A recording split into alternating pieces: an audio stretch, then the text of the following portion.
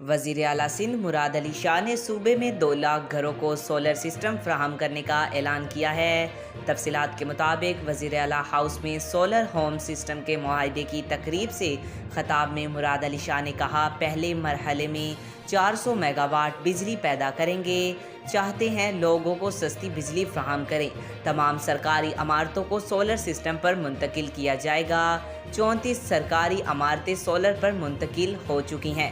Sindh solar energy project world bank کے تعاون سے شروع کیا جا رہا ہے۔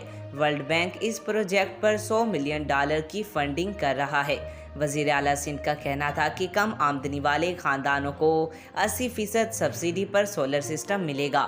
بے نظیر انکم سپورٹ پروگرام میں رجسٹر گھرانوں کو پروگرام میں شامل کیا جائے گا۔ سولر سسٹم سے 1 پنکھا اور 3 بلب چلائے جا سکیں گے۔ کوشش ہے کہ سیلاب متاثرین کے 20 لاکھ گھرانوں کو بھی سولر سسٹم دے۔